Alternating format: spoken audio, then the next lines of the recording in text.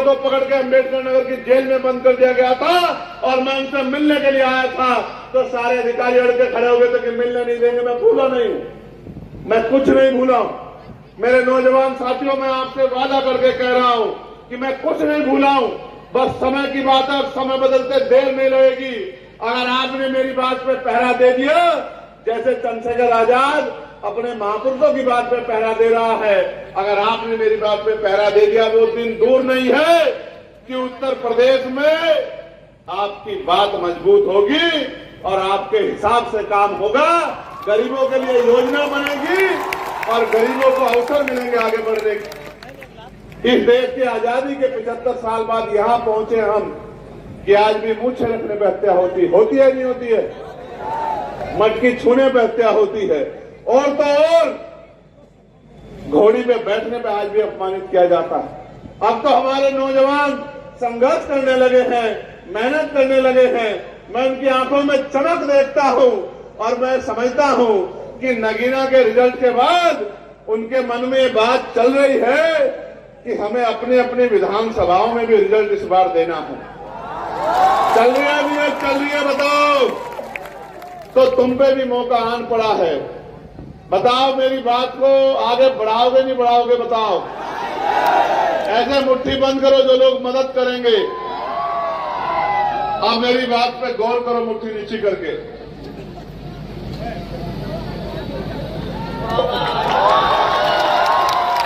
मेरा एक घर बिजनौर है और एक घर मेरा वहां है जहां मैं पैदा हुआ, लेकिन मैं इस मंच के माध्यम से कहता हूं कि आपके हर घर में मेरा घर है। मेरी बात को आप याद रखें।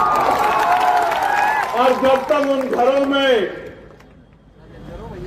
खुशहाली नहीं आ जाती, उनको सम्मान का जीवन नहीं मिल जाता, तब तक चंद्रशेखर आजाद कहीं नहीं जाने वाला। मेरी बात को आप याद रखें। देखो, मेरी बात पे गौर करो। ये लोकतंत्र है, जिनके पास वोट है उनका राज होना चाहिए। लोकतंत्र यानी कि बहुमत का शासन, जिनका वोट होगा उनका राज होगा। और वोट यहां कमजोर वर्गों के लोगों पे है कि उनकी संख्या 85% से ज्यादा है। अगर वो लोग अपने वोट को इकट्ठा कर लें और अपने वोट का सही प्रयोग कर लें, तो वो दिन दूर नहीं है कि उनका राजकाज आ जाएगा। नगीना के लोगों ने मेरी बात को मान लिया, नगीना के लोगों ने मेरी बात पे पहरा दे दिया। नगीना के लोगों को क्या मिला? आज डीएम उनकी सुनता है, आज एसएसपी उनकी सुनता है, आज सीओ उनकी सुनता है, थानेदार उनके सुनते हैं, तमाम डिपार्टमेंट के लोग उनकी सुनवाई करते हैं। और तो और हर साल 5 करोड़ रुपया उनको मिलता है अपने क्षेत्र में सड़कें बनाने के लिए, अपने क्षेत्र की समस्याओं को खत्म करने के लिए, अपने क्षेत्र को आगे बढ़ाने के लिए, स्कूल कॉलेज बनाने के लिए। उनके साथ साथ नगीना के लोगों को उनकी सेवा करने वाला चंद्रशेखर आजाद भी मिला। अगर आप भी मेरी बात को मान लो, और देखो, आपको मौका 27 में नहीं मिल रहा है, आपको तो मौका अगले 2.5 महीने के अंदर मिल रहा है। ये कटहरी विधानसभा में उपचुनाव है, ये कटहरी अम्बेडकर नगर, ये हमारा दिल है, हमारा घर है, बहुजन मूवमेंट की सबसे मजबूत धरती है। आपने बहुत सारे लोगों को एमपी एमएलए बना दिया है, एक एमएलए आप लोग यहां आजाद समाज पार्टी का भी बना दो। लेकिन वो एमएलए ताली बजाने से नहीं बनेगा। वो एमएलए कब बनेगा? जब यहां खड़ा हर नौजवान और जिम्मेदार व्यक्ति ये महसूस कर ले और मन में एक ठान ले कि हमें एक एक आदमी को ऐसे जाकर तैयार करना है। हजारों की संख्या में आप लोग यहां हैं।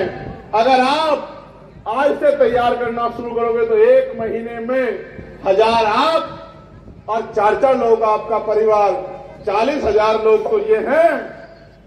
और साथ साथ अगर आपने 1 महीने में एक एक आदमी को भी तैयार किया तो लाखों आदमी तैयार हो जाएंगे कटहरी विधानसभा के। और जिस दिन आपने ऐसा कर दिया तो चुनाव करवा लेना, आजाद समाज पार्टी का प्रत्याशी कई हजार वोट से जीत के चंद्रशेखर की तरह, जिस तरह चंद्रशेखर दिल्ली में खड़ा होकर दहाड़ता है, लखनऊ में मुख्यमंत्री के सामने आपके अधिकारों के लिए सीना तान करके दहाड़ेगा। बताओ कितने एमपी हैं लोकसभा में? आपने देखे नहीं देखे सब लोग एमपी? बताओ, आपके भाई से ज्यादा कोई बोलता है आपके अधिकारों के लिए?